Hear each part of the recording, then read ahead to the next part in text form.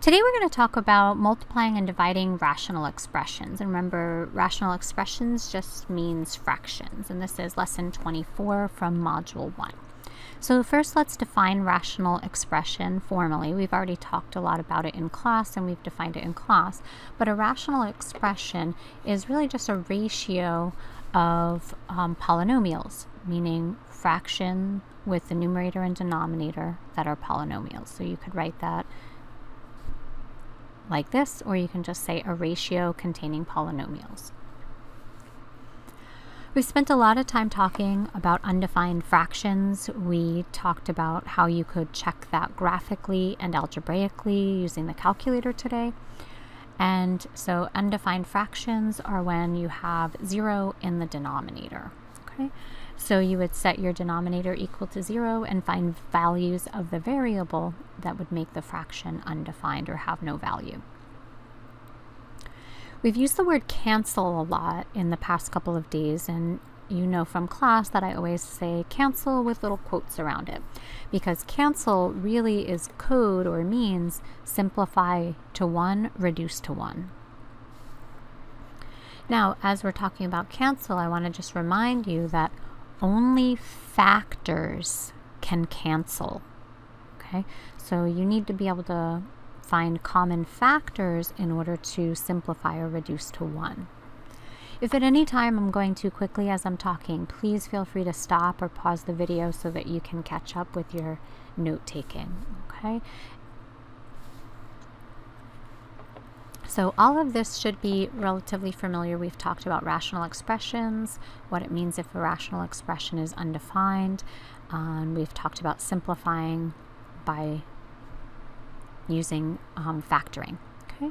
Today we're going to continue to apply all of those things, simplifying, recognizing undefined, as we multiply and divide rational expressions. So with multiplying rational expressions, the first step is to factor all numerators and denominators. You're going to factor completely. That means take out your GCF first and then factor further if possible. That means using the sum and difference of perfect cubes, the difference of perfect squares, potentially the AC box method if that's something you like, or split the middle, factoring 4-term polynomials. Once you have all your numerators and denominators factored, then you can go ahead and divide out common factors. And when we say divide out, this is where cancel comes in, quote unquote. Any numerator can cancel with any denominator. Okay?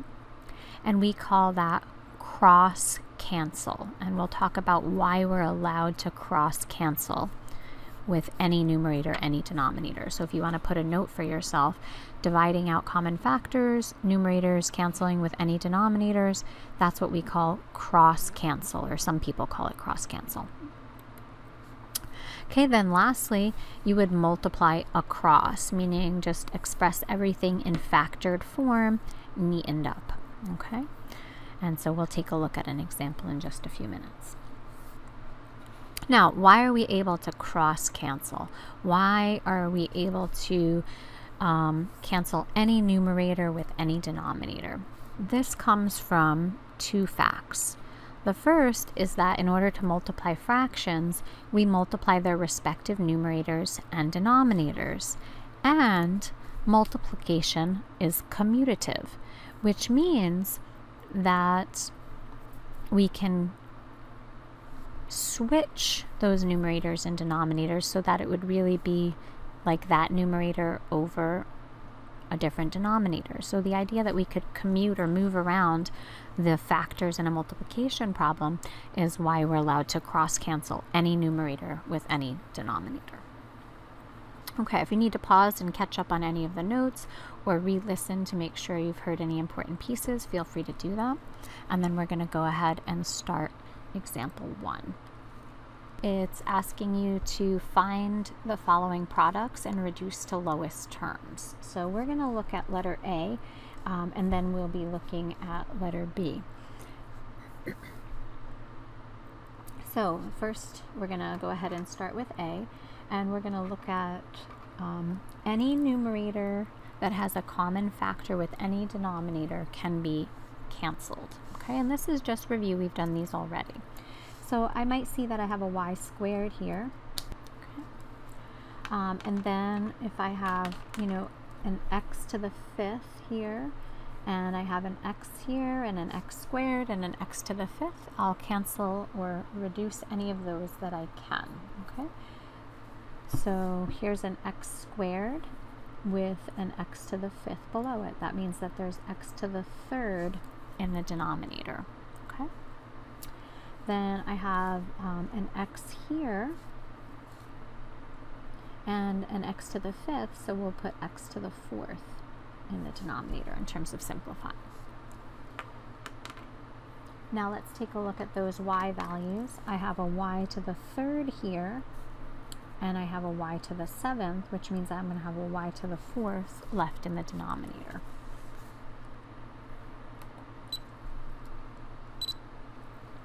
Okay, and then I'm going to go ahead and deal with the numbers. And of course, you could always deal with the numbers first if you feel more comfortable with that. Sometimes I just try to get rid of or deal with the variables first. It's just the way that I do it. Other people start with the numbers. All of it is perfectly fine, whichever way you feel comfortable. Also in class, I know some of you came up with your own technique where you had broken apart all of the numbers and variables because you knew they were all multiplied anyway. So if you feel more comfortable doing that, you could do that as well. So if that's a better way for you to see what's happening, by all means feel free to separate them into each little piece. For some people that's much cleaner, and they can see what's kind of happening from there. So, you know, if you prefer that, then by all means do that. And so if we were looking at that same thing, you have different options there as you're going.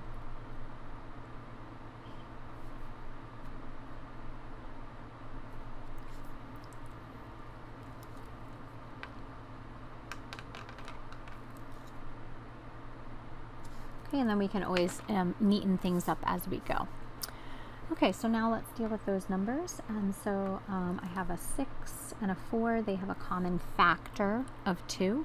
So 2 goes into 4 2 times. It goes into 6 3 times. And then I have a 10 and a 9. They don't really have any common factors, but I could look at the 9 and 3. 9 and 3 have a common factor of 3, so I could deal with that.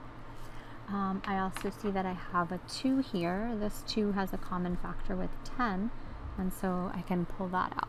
And so now if I'm going to clean it up and then see if there's anything further that can be factored. So I have a 1 times a 1 times a y times a 5 times 1 times 1. So that's a 5y. In the denominator, I have x cubed, technically a 1 here, 1 times x cubed times 1 times 3 times x. So I have a 3x to the 7th, y to the 4th. Now I'm not done yet because I notice that I still have a y and a y. So I'm going to reduce this y with that. And so then I'll have my final answer, which is 5 in the numerator, 3x to the 7, y to the 3rd in the denominator. And again, you could have done a lot of that down here if you preferred. You could have canceled here, canceled there, so whatever you feel comfortable with.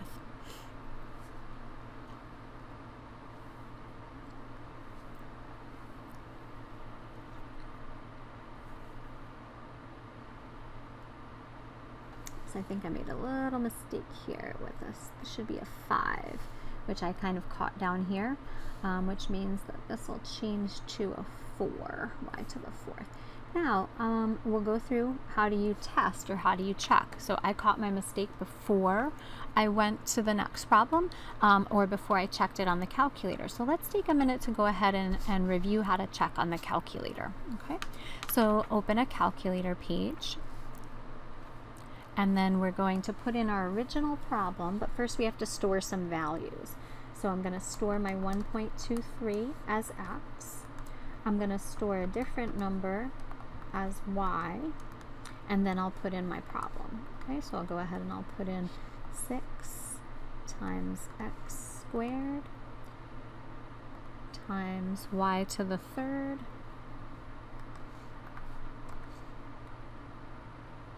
in the denominator I have 4 times x to the fifth times y to the second. The tricky part with a lot of multiple variables is that you have to make sure that you use the multiplication symbol often. And it'll tell you a lot of times if you haven't got enough multiplication keys. It might say something like error implied multiplication, and that just means you might need to go back and add that.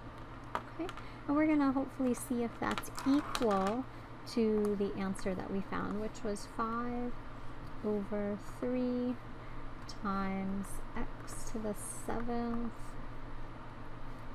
times y to the 4th. Okay, and notice it gives us the false with the little caution, and false with the caution, as we know, is true. The reason that it gives us the caution triangle is because it's evaluating or finding that answer with approximation. Okay, so we have it true. Now, if I had left my mistake, I could have hopefully gone back and fixed or correct my error. So if I had that and I got false, this time it's not false with the caution, so I know something went wrong, and then I could go back and fix it on my paper. So it helps me to kind of catch my mistakes. And again, remember, you can still check these even if you have an 84 or an 83. 1 means true, 0 means false. The only problem with the 84 is that it'll give you a false negative, essentially. So it'll tell you false, but it could be really true, like in this case. So this clearly indicates false, but a caution triangle, so we know it's true. On the 84, you just have to be careful, because when they're approximating, it won't be giving you that correct answer. Okay, let's take a look at the second example. The main thing I want to point out is this idea of the negative exponent. So remember, if you have a negative exponent, that rule that we've talked about is that if you have x to the negative n, it's the same as 1 over x to the n. Well, when you have a fraction raised to a negative power, that means you're going to flip it. You're going to do the reciprocal to the positive power.